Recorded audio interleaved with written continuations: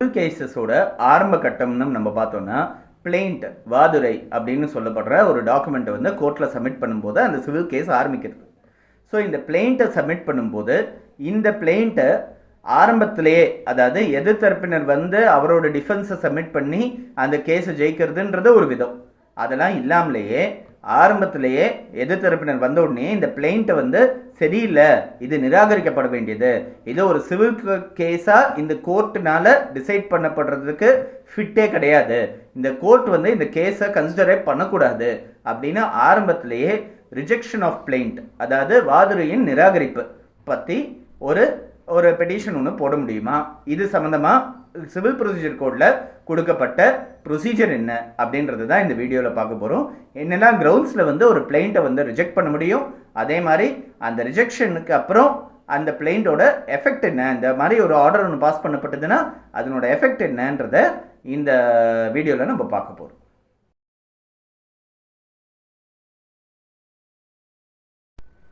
Civil procedure கோடில் order 7 rule 11 அப்படின்றது இருக்குது.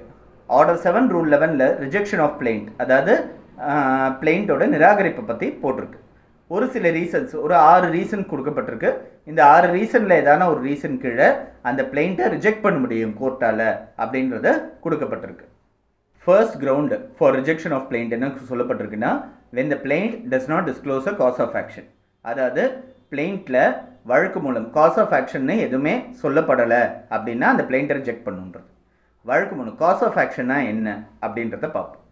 எந்த ஒரு தகவலை ப்ரூவ் பண்ணால் அந்த வாதியால் அவரோட கேஸை ஜெயிக்க முடியுமோ, அந்த பிளெயிண்ட்டிஃபால் அவரோட கேஸ் ஜெயிக்க முடியுமோ, அதுதான் காஸ் ஆஃப் ஆக்ஷன். ஒரு பர்டிகுலர் தகவலை வந்து நான் ப்ரூவ் பண்ணிட்டா என் கேஸ் ஜெயிக்கும் அப்படின்றதுனா அந்த காஸ் ஆஃப் ஆக்ஷன். அதாவது நான் வந்து இன்னொருத்தர் எனக்கு 5000 ரூபாய் ஒருத்தர் தரணும்னு சொல்லி நான் கேஸ் ஃபைல் பண்ணுறேன். அந்த 5000 ரூபாய் அவர் தரணுன்ற அந்த விஷயத்த நான் ப்ரூவ் பண்ணிட்டேன் அப்படின்னா நான் வந்து ஜெயிச்சிட்டேன், கேஸை ஜெயிச்சிட்டேன். ஸோ இதுதான் காஸ் ஆஃப் ஆக்ஷன். ஸோ அந்த பிளெயிண்ட் வந்து இந்த 5000 ரூபாயை எப்போ தரணும், எந்த ரீதியில் தரணும், இதுக்கு என்ன எந்த பேசிஸில் தரணும், எந்த பேசிஸில் அந்த 5000 ரூபாய் கொடுக்கப்பட்டது வாங்கப்பட்டது அப்படின்றத பிளெயிண்ட்டில் வந்து விவரமாக எழுதி அந்த காஸ் ஆஃப் ஆக்ஷன் நான் டிஸ்க்ளோஸ் பண்ணி அந்த காஸ் ஆஃப் ஆக்ஷனை என்னால் ப்ரூவ் பண்ண முடிஞ்சதுன்னா, ஒருவேளை அது உண்மையான என்னால் ப்ரூவ் பண்ண முடிஞ்சதுன்னா ப்ரூஃபோட கொஸ்டின் செகண்டரி, ஆனால் ப்ரூவ் பண்ண உண்மையாக இருந்ததுன்னா எனக்கு வந்து சாதகமாக ஒரு கேஸ் இருக்குன்னா பிளெயிண்ட் வந்து காஸ் ஆஃப் ஆக்ஷன் டிஸ்க்ளோஸ் பண்ணுறதுன்னு அர்த்தம். ஃபார் எக்ஸாம்பிள், ஒரு எக்ஸ்டெண்டட் இன்டர்பிரேஷன் சுப்ரீம் கோர்ட் என்ன கொடுக்குறாங்க இந்த விஷயத்தில் அப்படின்னு பார்த்தோன்னா, பிளெயிண்ட்டில் வந்து கொடுக்கப்பட்ட இந்த வாதுரையில் கொடுக்கப்பட்ட ஷரத்துகள் எல்லாமே உண்மையாக கருதி எடுத்துக்கிட்டோன்னா, உண்மையாகவே ஏற்றுக்கிட்டோன்னாலும் அந்த வாதிக்கு சாதகமாக ஒரு வழக்கு இருக்குது, ஒரு கேஸ் இருக்குது அப்படின்னா அந்த பிளெயிண்ட் வந்து அக்செப்டபிள். ஒருவேளை எல்லாமே உண்மையை ஏற்றுக்கிட்டும் கூட இவருக்கு சாதகமாக, பிளெயிண்ட்டிஃப்க்கு வாதிக்கு சாதகமாக ஒரு கேஸே கிடையாது அப்படின்னா ரிட்டர்ன் ஸ்டேட்மெண்ட் ஃபைல் பண்ணுறது, டிஃபெண்டன்ட் வரதெல்லாம் செகண்டரி. ஒருவேளை நீங்கள் சொன்னதெல்லாம் உண்மையாக இருந்ததுன்னா உங்களுக்கு சாதகமாக ஒரு தீர்ப்பு கொடுக்கறதுக்கு நான் கடமைப்பட்டிருக்கேன் அப்படின்னு இருந்ததுன்னா தான் அந்த பிளெயிண்ட்டை ஏற்றுக்க முடியும், இல்லைன்னா இல்லை அப்படின்றத இருக்குது. ஸோ இந்த காஸ் ஆஃப் ஆக்ஷன் சரியாக டிஸ்க்ளோஸ் பண்ணலன்றதை பேஸ் பண்ணி ஒரு பிளெயிண்ட்டை வந்து ரிஜெக்ட் பண்ண சொல்லி கேட்டு ஒரு அப்ளிகேஷன் டிஃபெண்டன்ட்டால் ஃபைல் பண்ண முடியுன்றது இருக்குது. சலீம்பாய் வர்சஸ் ஸ்டேட் ஆஃப் மகாராஷ்டிரான்னு ஒரு கேஸில் இந்த பிளெயிண்ட் ரிஜெக்ஷன் அப்ளிகேஷனை எப்போ ஃபைல் பண்ண முடியும், எப்போ ஒரு பிளெயிண்ட்டை ரிஜெக்ட் பண்ண முடியும் ஒரு கோர்ட்டால் அப்படின்றதுக்கான அப்சர்வேஷன்ஸ் வந்து கொடுக்கப்பட்டிருக்கு. இதில் என்னென்னா, சம்மன்ஸ் சர்வ் பண்ணுறதுக்கு முன்னாடியே, டிஃபெண்டன்ட்டுக்கு சம்மன்ஸ் கொடுக்கறதுக்கு முன்னாடியே பிளெயிண்ட்டை வந்து கோர்ட்டு நேரடியாக ரிஜெக்ட் பண்ண முடியும், அதுக்கான வாய்ப்புகள் இருக்குது. அப்படி இல்லைன்னா சம்மன்ஸ் சர்வ் பண்ண அப்புறம் எந்த ஸ்டேஜில் வேணாலும் டிஃபெண்டன்ட்டோட அப்ளிகேஷன் மூலமாகவோ இல்லை நேரடியாகவோ கோர்ட் வந்து ஒரு பிளெயிண்ட்டை ரிஜெக்ட் பண்ண முடியும். ஆனால் அதை ரிஜெக்ட் பண்ணும்போது கன்சிடர் பண்ண வேண்டிய ஒரே விஷயங்கள் அந்த பிளெயிண்ட்டில் இருக்கிற அவர்மெண்ட்ஸ் மட்டும்தான், பிளெயிண்ட்டில் இருக்கிற ஷரத்துகள் மட்டும்தான் கன்சிடர் பண்ணணும். மேற்கொண்டு டிஃபெண்டன்ட்டு கொடுத்த ரிட்டர்ன் ஸ்டேட்மெண்ட்டில் இருக்கிற அவர்மெண்ட்ஸு அல்லது ஒரு எவிடன்ஸ் என்னெல்லாம் இருக்குது அப்படின்றதெல்லாம் கன்சிடர் பண்ணக்கூடாது. பிளெயிண்ட்டில் இருக்கிற விஷயங்களை அப்படியே உள்ளபடி உண்மையாக எடுத்துக்கிட்டோன்னா அவருக்கு சாதகமாக ஒரு கேஸ் இருக்கா அல்லது இல்லையான்றதை மட்டுமே கன்சிடர் பண்ணி ஒரு பிளெயிண்ட்டை ரிஜெக்ட் பண்ண முடியும் அப்படின்றத சுப்ரீம் கோர்ட் வந்து இந்த கேஸில் சொல்லியிருக்காங்க.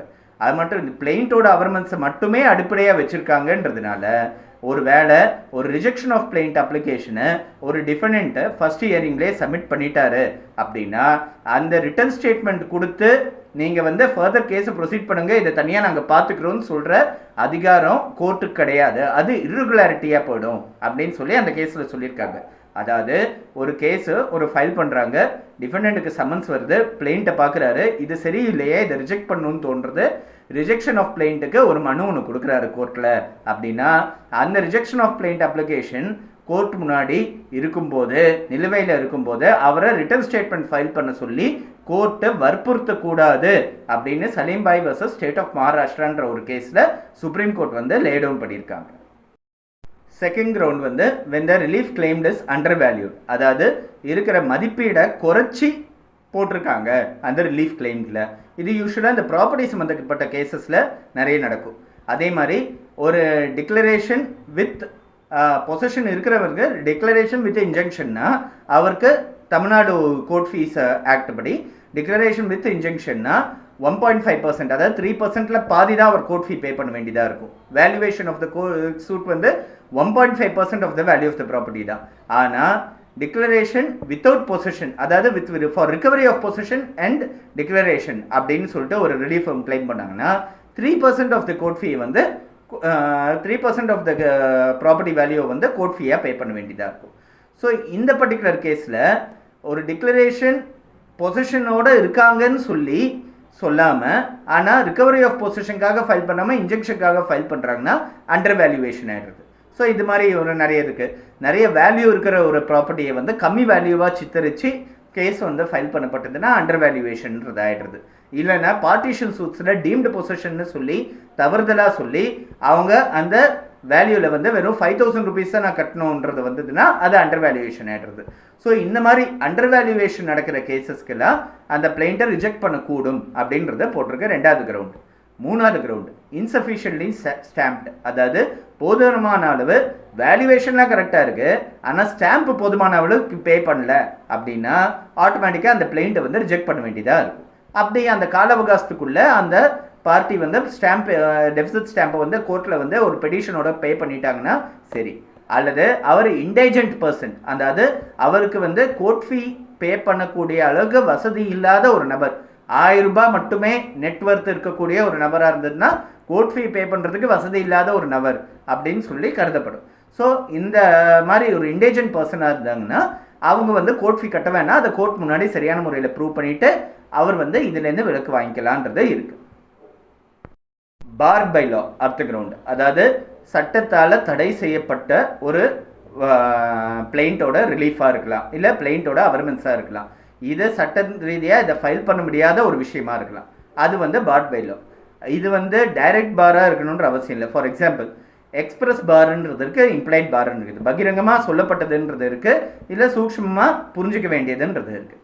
ஸோ இப்போ எக்ஸ்பிரஸ் பாருன்றதை நம்ம பார்த்தோம்னா நேரடியாக இந்த ஆர்பிட்ரேஷன் ஆக்டுக்கு ஆர்பிட்ரேஷன் கிளாஸ் ஒன்று இருக்குது. ஆர்பிட்ரேஷன் கிளாஸு பேஸ் பண்ணி ஒரு அக்ரிமெண்ட் ஒன்று இருக்குது, ஆர்பிட்ரேஷன் கிளாஸ் இருக்குது. அதை அக்ரிமெண்ட்டை பேஸ் பண்ணி ஒரு கேஸ் ஒன்று ஃபைல் பண்ணுறாங்கன்னு வச்சுக்கோங்க. ஸோ ஆர்பிட்ரேஷன் ஆக்டு கீழே ஆர்பிட்ரேஷன் கிளாஸ் இருக்கிற ஒரு அக்ரிமெண்ட் மேலே ஒரு கேஸ் ஒன்று ஃபைல் பண்ணணுன்னா அதுக்கு வந்து சிவில் கோர்ட்டில் கேஸ் ஃபைல் பண்ண முடியாது, ஆர்பிட்ரேஷன் மூலமாக தான் கேஸ் ஃபைல் பண்ணணுன்றது இருக்குது. எக்ஸ்பிரஸ் பார் நேரடியான தடை இருக்குது. இம்ப்ளைட் பாருன்றது இருக்குது, அதாவது வேற ஒரு கோர்ட் நீதிமன்றத்துக்கு இதே விஷயத்துக்கு ஒரு ஜூரிஸ்டிக்ஷன் இருக்குன்றதுனால சிவில் கோர்ட்டுக்கு அதுக்கு ஜூரிஸ்டிக்ஷன் இல்லை அப்படின்றது ஒரு இம்ப்ளைட் பார்ன்றது இருக்குது. ஸோ இது ரெண்டுமே இருக்குது, எக்ஸ்பிரஸ் பார் இம்ப்ளைட் பார்ன்றது இருக்குது.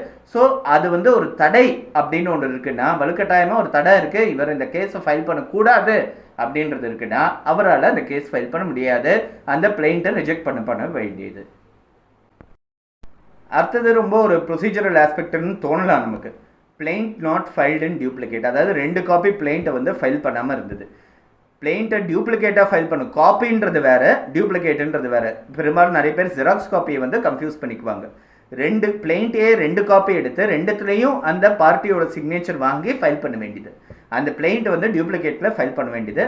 யூஸ்வலாக இந்த மாதிரி எதனா இருந்தால் ரிட்டர்ன் போடுவாங்க, அந்த ரிட்டர்னை வந்து கம்ப்ளை பண்ணி திரும்பி ரீப்ரசென்ட் பண்ணி அதை பாஸ் பண்ணுவோம் அந்த சூட். இது தவிர இருக்கிற கடைசி கிரவுண்ட் வந்து நான் கம்ப்ளைன்ஸ் வித் ஸ்டாட்யூட்டரி ப்ரொவிஷன்ஸ். ஏற்கனவே நம்ம பார்த்தோம் பிளைண்ட்டில் என்னெல்லாம் விஷயங்கள் இருக்கணும், என்னெல்லாம் கண்டென்ட்ஸ் இருக்கணுன்றது ஸ்டாட்யூட்டரியாக, அதாவது சட்ட ரீதியாக கொடுக்கப்பட்டது.